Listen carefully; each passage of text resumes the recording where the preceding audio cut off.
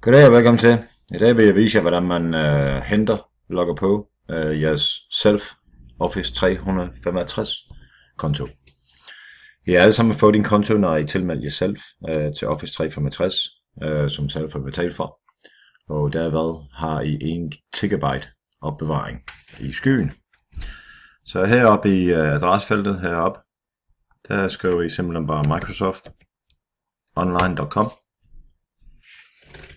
Og når siden kommer frem, hvis det ser sådan her ud, så har I sikkert nok allerede en konto. Jeg logger lige af en gang, så kan I se den fra starten af. Hvis I kommer ind her, sådan set, så har I Office 365 installeret på jeres computer. Hvis ikke I har, så kan I hente den. Det kommer til at stå heroppe et eller andet sted, hvor I skal hente den ned. Og så kommer I frem til det her side bagefter. Så skal I oprette eller logge ind til jeres konto, som selv har lavet. Så en arbejds- eller studiekonto, skolekonto. Jeres brugnavn, det er den I har på skolen, plus /, O som Office, 365.self.dk og jeres password, som I bruger her på selv. I logger simpelthen bare på.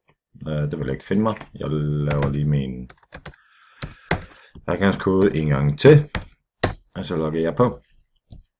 Nu er jeg inde på startsiden, og her på startsiden har man alt det her programmer, som I kan se her. Det har I adgang til, mens I går her på selv. Det vil sige mailen, kalenderen, personer, det vil sige jeres kontakter. OneDrive, det er der, hvor I opbevarer jeres filer i skyen, og som sagt, I har 1 GB. Favorit websteder, opgaver, Delve, som jeg ikke er helt sikker på, hvad er endnu, det skal jeg lige udforske selv først, for jeg tør at fortælle om det. Video, Word Online, Excel Online, PowerPoint Online, OneNote Online og Sway. Sway er Microsofts nye tiltag, hvor du kan i et og samme dokument samle billeder, video, film, tekst, og enten udgive dem direkte fra Sway af,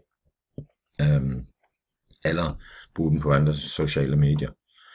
Herinde kan man også arbejde i grupper, når man er på Word eller Excel, eller hvad PowerPoint eller hvad I nu har lyst til. Men husk lige, at den sidste gemt, eller den sidste redigeret, som gemmes på OneDrive. I stadigvæk har adgang til den oprindelige fil på jeres egen lager. Men den, som gemmes online, det er den sidste redigeret. Herinde kan jeg også oprette klassenotesbog, hvis vi opretter en klasse.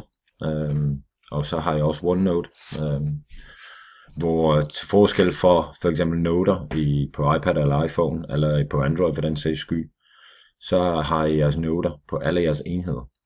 Det vil sige, det vigtige er, at I henter Microsoft Online, eller 365, på alle jeres enheder. Fordi så kan I synkronisere dem alle sammen, så I har dem alle sammen liggende, både på telefon, tablet og computer, hvis I nu bruger jeres egen computer på skolen. Det er det, jeg vil fortælle jer om i dag. Så tak for den, og vi ses. Hej.